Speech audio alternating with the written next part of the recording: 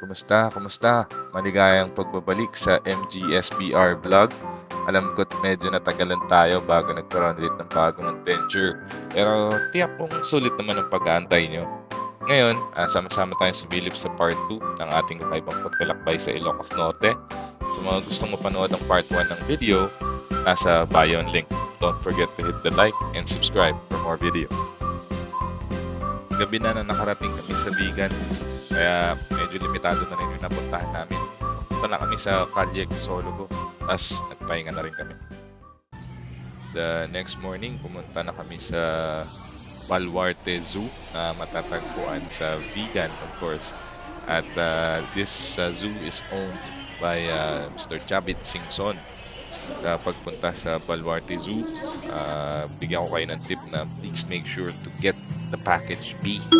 350 pesos na merong kasamang shuttle service. All-in-one package na siya, hindi na kayo maglalakad.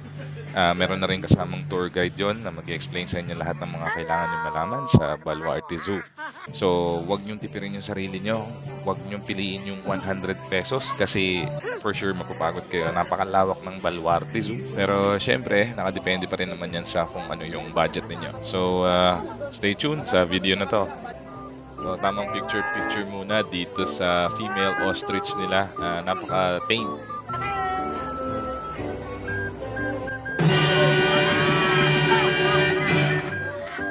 Wow!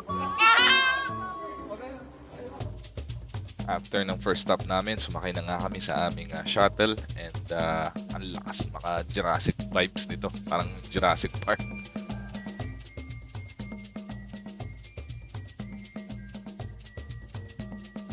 P-Powls po. P-Powls. So, bale, sinabi nyo kasi yung pick-up ma'am sir yung lalaki. Yes, sir. Sinabi yung female, babae. P-Powls, P-Powls, tapos yung pinakamaganda yung Congo P-Powls po. Saan dyan, kuya? May pagka-black po yung feather nila. Ay, di ba? Ano yan? Ano yan? Tawag yan. So, yan po yung crossbreed na Kangaroo at saka Wallaby. Wallaby. Wallaby. Yung Wallaby kasi ma'am sir, mas maliit. Yan kangaroo mga repa. Wallaroo. Walaroo to. Lioness. Yung walang mane or walang buhok, babae po yan. Lioness po tawag yan. Yes, sir. So, yung may mane or buhok lang po, Okay, matras yung isa. Yeah, sulit na sulit yung kinuha namin package B kasi lahat ine-explain ng aming tour guide habang kami ay lumilibot sa buong zoo. Napakakatuwa din kasi napakababait nila and really accommodating. So, sa lahat ng mga tour guides sila dyan na kumakayod sa Baluarte Zoo, sobrang thank you po kami. Kudos sa inyo lahat. alpha male din kasi sila. Pag yung mga anak nila pag lalaki, dapat mo lang i-separate. Mga natin. Para hindi mag... Trinay namin dito.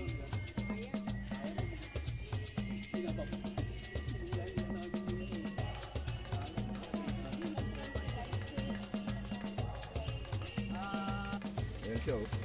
Next stop namin ay ang mini sanctuary na ginawa nila for freshwater crocodiles na ito.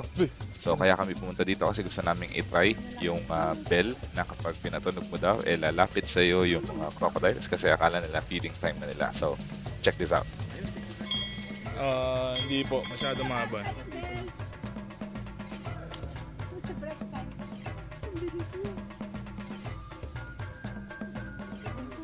Kasi ano, nakakainin sila.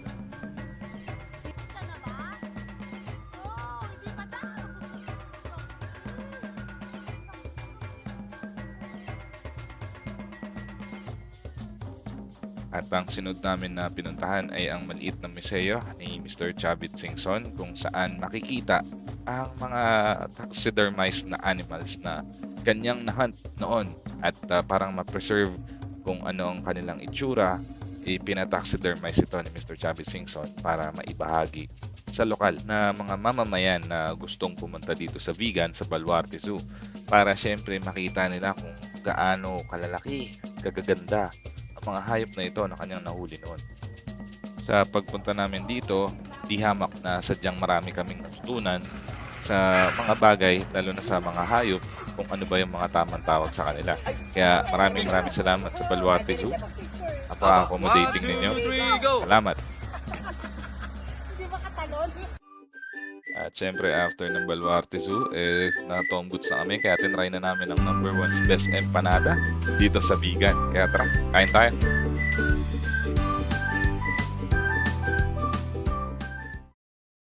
At syempre, after ng Chibugan sa Vigan, dumiretso na kami sa aming susunod destination, which is La Union, San Fernando. May kalayuan nga lang yung susunod na destination namin, pero okay lang naman kasi we're on time. Gabi na kami nang nakarating sa La Union, San Fernando. We only had enough time para mamalengke at magluto. At syempre, ako nagluto niyan at your service. Tara, hapunan tayo.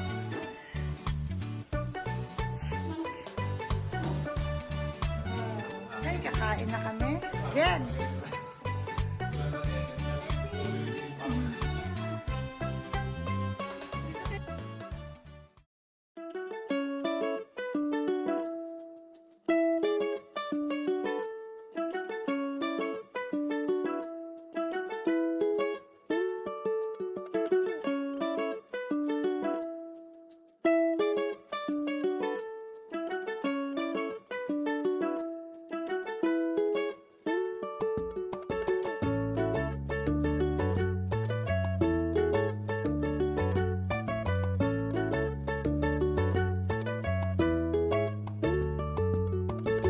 Ang San Fernando La Union ay kilala sa maraming bagay. Ngunit isa sa mga pinakapopular na atraksyon nito ay ang surfing. Ito ay isa sa kilalang destinasyon para sa mga surfista, lalo na sa mga beach tulad ng San Juan. Bukod dito, ang San Fernando ay kilala rin sa kanyang malawak na baybaying dagat. Magandang tanawin, sariwang hangin. Ito ay isang lugar na patuloy na binibisita ng mga turista upang mag-enjoy sa mga aktibidad sa dagat at masiyahan sa ganda ng kalikasan.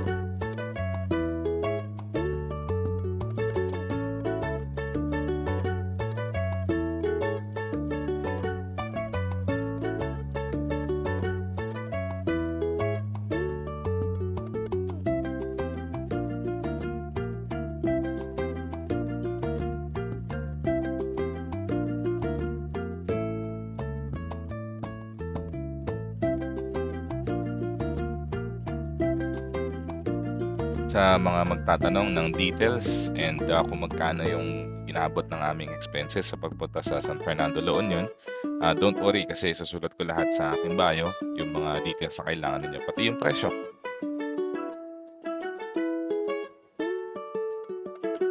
Kaya hindi lang tayo naglalakbay sa mga lugar, kundi naglalakbay din tayo sa bawat pagkakaibigan, sa bawat karanasang pinagsasaluhan at sa bawat bagong kaalaman na natututunan natin sa isa't isa. Ang paglalakbay kasama ang mga kaibigan ay nagbibigay sa atin ng pagkakataon na mas lalo pang kilalanin ang isa't isa at lumago bilang individual.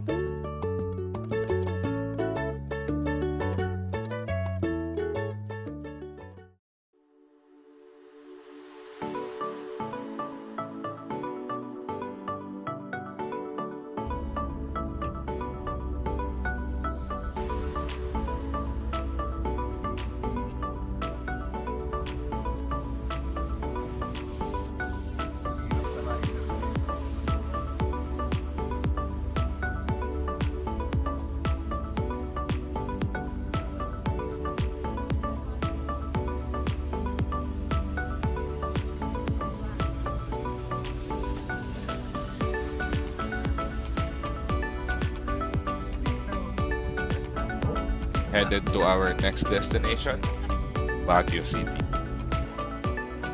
First stop, Igorot Stone Kingdom. Sadya nga naman talaga napakaganda dito sa Igorot Stone Kingdom. Napakaganda ng mga formations ng bato. Problema nga na ng dami dito. Sobrang dami na rin tao. Pero okay lang kasi sharing is caring naman.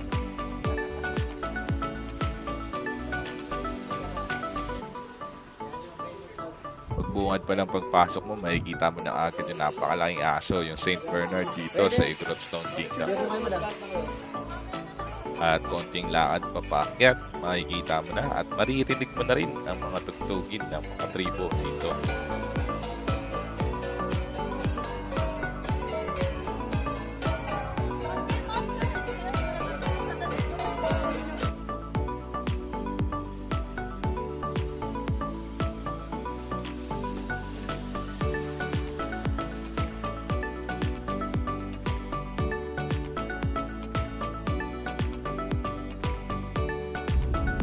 Next up, Valley of Colors. Mabilis na picturean lang. At syempre, pag pumunta nga ng Baguio, mawawala ba naman ang pinaka-famous na gawin dito? Foggy. Ang pumunta sa Diplomat Hotel.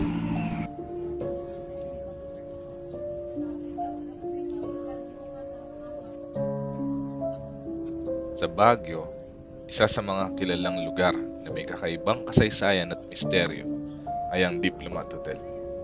Ito ay dating kilalang hotel na ngayon ay abandonado at itinuturing na haunted mansion ng marami. Araw-araw sa mga pasikot-sikot ng dilim na nangyayari sa Diplomat Hotel, naririnig ang mga kakaibang tunog. Ang Diplomat Hotel ay saksi sa maraming trahedya at karumal-dumal na pangyayari. Sabi-sabi, noong ikalawang digmaang pandaigdig, ang lugar na ito ay ginamit bilang internment camp ng mga Hapones, kung saan maraming mga tao ang dito'y pinahirapan at pinatay.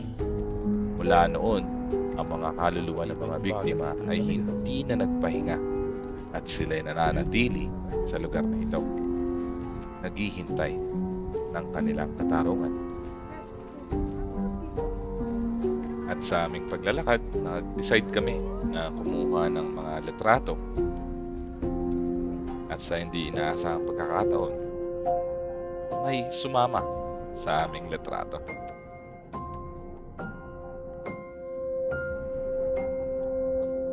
Sa una, hindi mo mapapansin. Pero, nakita nyo ba?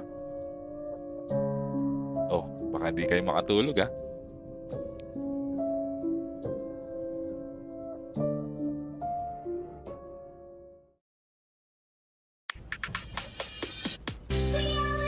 Ito lang naman yung view na meron kami doon sa transient na nakuha namin dito sa Baguio. So, don't worry sa mga magtatanong kung magkano nagastos namin. I will put it in my bio.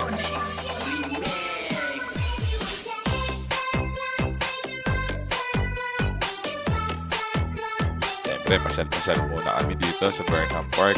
Ibang-iba ang Burnham Park sa gabi. Sobrang buhay na buhay at napakaraming tao. Napakaraming vendor sa gilid, street foods. Kaya tamang lakad-lakad lang muna kami. Enjoy ng paligid. At syempre, na nakarating na kami dito sa bike area nila, nagrenta na rin kami ng bike at nagpapawis na rin kami. Feeling bata muli para konting saya. Kasi pagkatapos ng gala namin, balik na naman sa normal. Kaya, let's just enjoy the night. Maulan.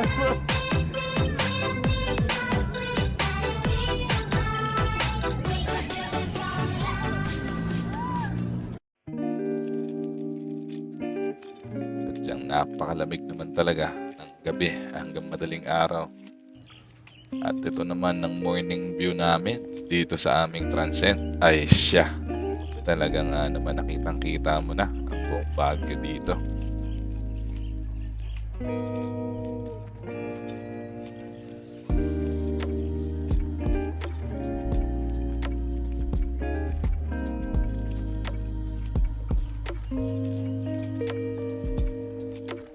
Next destination namin is dito sa Wright Park. At marami kang activities na pwedeng gawin dito. Picture. Tapos pwede mo rin subukan tong 186 steps na hagdan nila to try kung gaano ba katibay ang iyong stamina.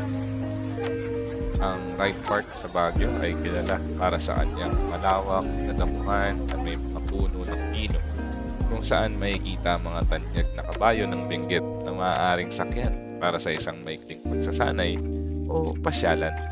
Ito rin ay kilala para sa kanyang malawak na hardin ng mga rosas na maganda sa panahon ng summer.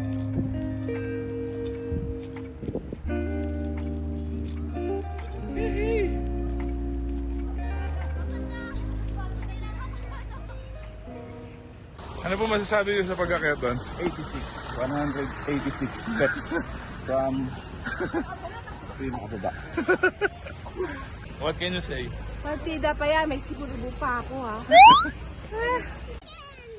Kamusta naman po ang experience sa pag-akyat doon?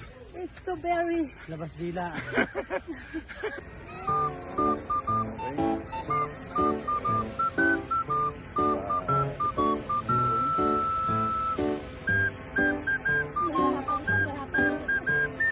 Oh, ano masasabi niyo dito? Yung gala.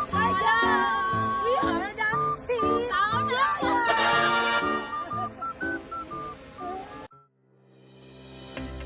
Bukod sa mga tanyag na kabayo ng Benguet at malawak na hardin ng mga rosas, ang Wright Park sa Baguio ay kilala rin para sa kanyang 7 na palkan na gawa sa kahoy na puno ng pino. Ito ay nagbibigay ng malamig na dilim at mahusay na tanawin para sa mga bumibisita.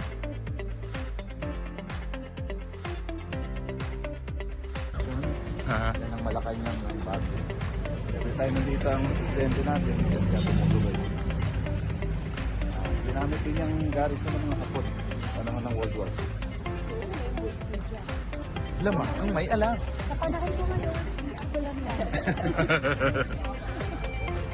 Ito rin ay isa sa mga paboritong destinasyon para sa mga turista na nagnanais mag-relax at maglakad-lakad sa isang magandang kapaligiran.